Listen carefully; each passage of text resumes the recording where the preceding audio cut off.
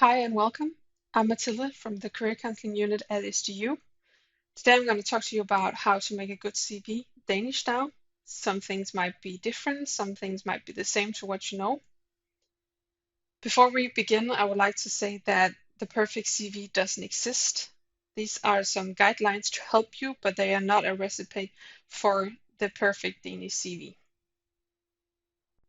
The plan for today is that we're going to talk about what is a CV, layout and length, contact information, picture or not, your profile text, what should come first, work experience education, what to write about work experience and education, your personal profile, and your references. So what is a CV? It's a description of your work experience, your education, your hobbies, and so on, as well as a presentation of your competencies. But what do you think employers look at first, and how much time do they actually spend on reading the CV in the first screening? So as we see here, 80% of employers say that they normally read the CV first, and half of them say that they normally won't read the application if the CV isn't interesting.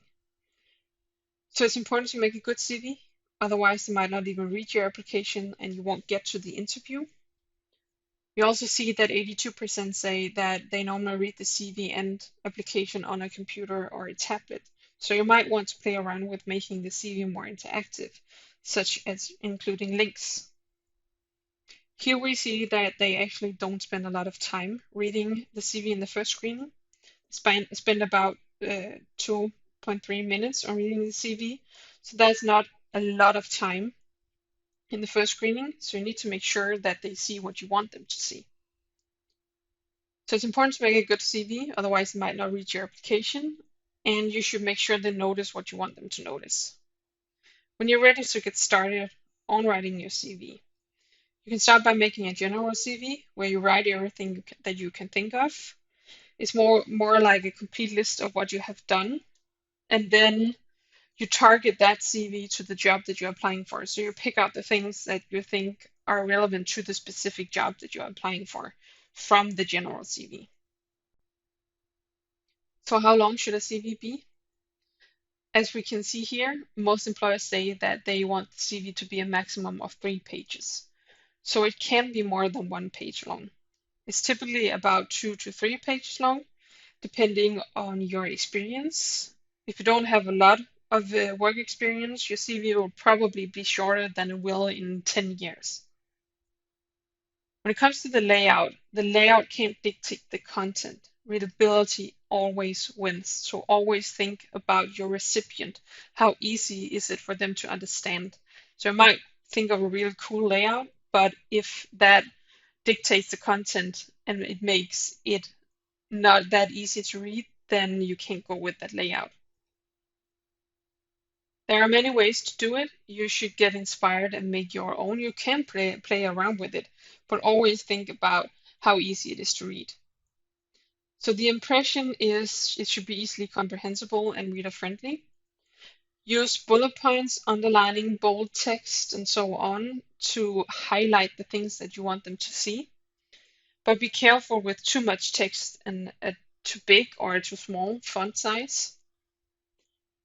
And let your application or cover letter have the same impression as your CV. The two of them go together, so if you have them next to each other, they should look like each other in their impression. So you should always include contact information on your CV so they know how to reach you.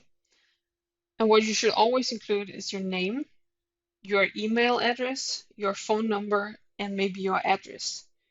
You can choose to include other things, but these things should always be included on your CV so you are sure that they know how to reach you.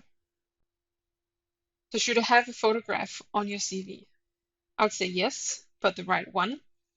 Do you currently have a photograph on your CV?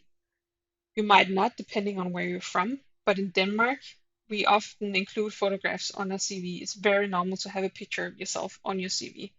And as you see here, Danish companies generally evaluate it as a positive thing that you have a picture on your CV. The photograph is their first impression of you and something to remember you by. But what's most important to remember in a photo is that you're smiling and looking normal. And even though companies, as we saw before, often read the CV on a tablet or a computer, you should think about how well your photograph prints in black and white in case they print it out. No-goes are party pictures or dating pictures.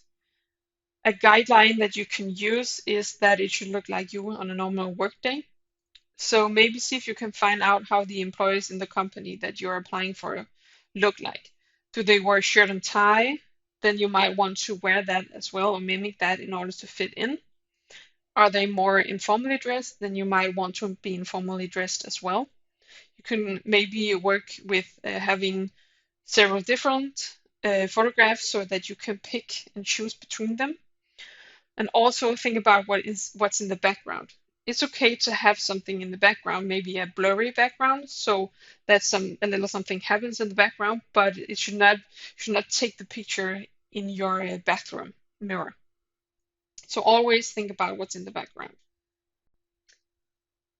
In Denmark, we often start our CVs with a profile text. As we can see here, Danish companies generally evaluate it as a good thing that you have a short profile text in the beginning of your CV. The profile text is a concentration of what you can do and what you want to do.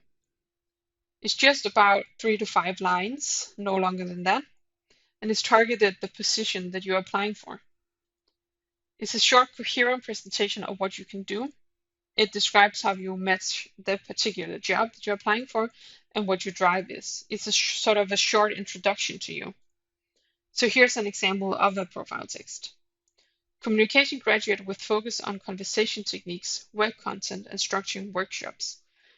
I want to use my strong counseling competencies in a position as a career counselor at SDU Rio.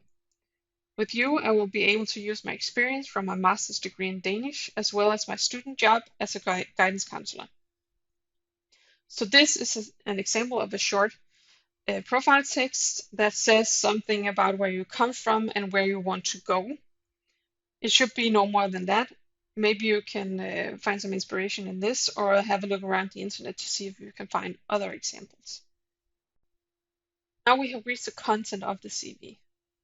So what should come first, work experience or education? Well, you can always think about what is most relevant for the position. What qualifies you most for applying for this position? Is it your work experience or is it your education? And then you might want to put that first. You should always build your CV in reverse chronological order. So that means that you have the newest first. You should always put at least year, title, and place. So it could look something like this. The exact month and date that you have worked there isn't important. If you have holes in your CV, going by year instead of month can sort of cover the holes. But you should always think about how far back you want to go. Maybe you should only include some of your experience under the headline, relevant work experience. Or if you have taken a lot of different educations, you should maybe put relevant education so they know that you have left something out. When it comes to putting your education on your CV, as a recent graduate, you might want to emphasize your education. Maybe a special focus that you have had throughout your education, maybe your bachelor project or your master's thesis, relevant courses and assignments, competencies that you have gained, a certain direction that you have taken, maybe some tasks that you can solve. The company probably won't know your exact study program, especially if you're a foreigner, or be able to see how that's relevant for them. So what's important to remember is that you need to help them understand what your education is about. So maybe writing a few things in bullet points about what you have done or the special focus that you have had or competencies that you have gained will really help them understand your education and see how that fits in with the job that you're applying for. When it comes to work experience, Danish employers say that applicants should generally be better at giving examples of competencies that they have gained.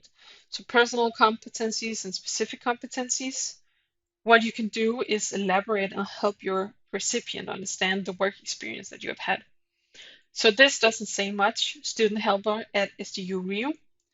You might choose to elaborate on the responsibilities that you have had, results that you have achieved, tasks you have had, projects you have been involved in, outcome, competencies you have gained.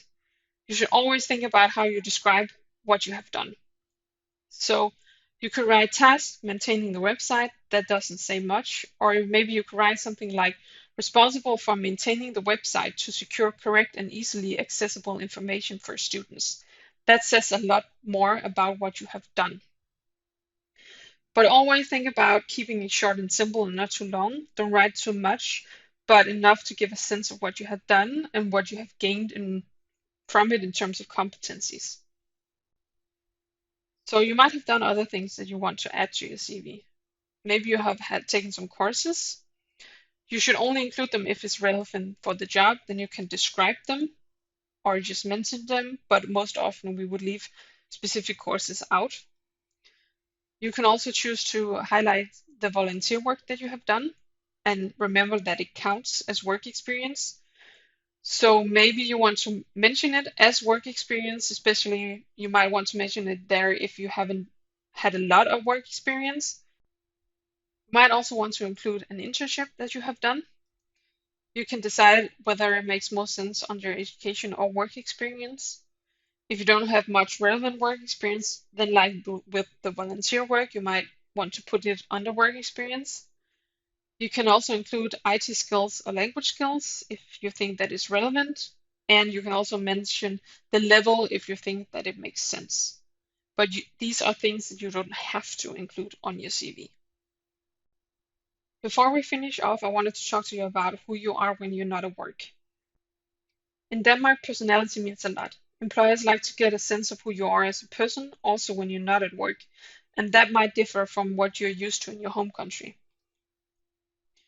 Like with the profile text, you can choose to write 3 to 5 lines about yourself, maybe at the end of the CV, what you like to do, 2 to 3 good examples, and maybe add a little humor if that works for you. You don't have to skydive or do extreme sports, but it's just for them to get an impression of you. You can try to paint a picture for them to remember you by. So instead of writing that you like to take long walks, write something like, I like taking walks by the beach where the air is fresh and there's space for my mind to wander. You don't think that you do anything special? Maybe you can write that and show that you have a sense of humor and irony. For example, I like running, but I will never do a marathon. Or I love playing games with my friends, but they think I'm a really sore loser. Try getting past the cliches and be genuine. It has to feel and sound like you. Before we end, let's talk a little bit about references. So you might have a written recommendation from a previous job, but that might not be of much value to an employer, as the written recommendation is always positive. If it wasn't, you wouldn't include it. And most employers will want to ask questions to your previous employer about you. So you should think of your references as little golden eggs that you need to guard. If you want your future employers to know that you have references, you can write that they can get them upon request. That way, you have time to prepare your references. So you can prepare them by telling them about the job and the employer, telling them about why you think you are a match for the job, tell them what else you would like them to focus on or emphasize about you.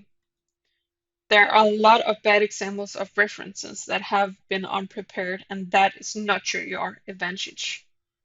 A little tip is bringing 2 references to the interview to show that you come prepared.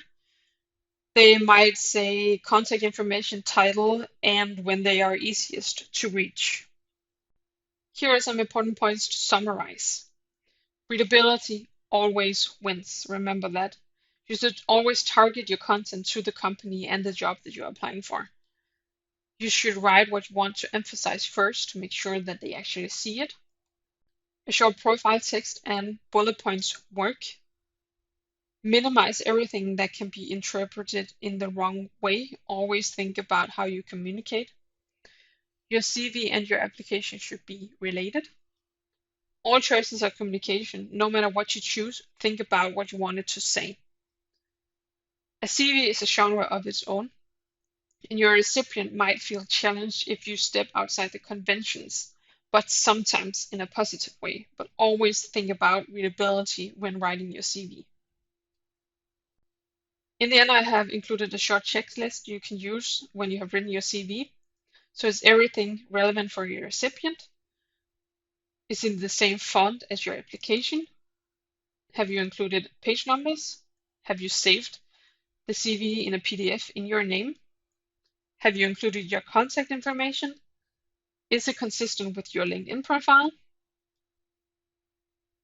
Have you proofread it or have you had someone else do it? Is it reader friendly?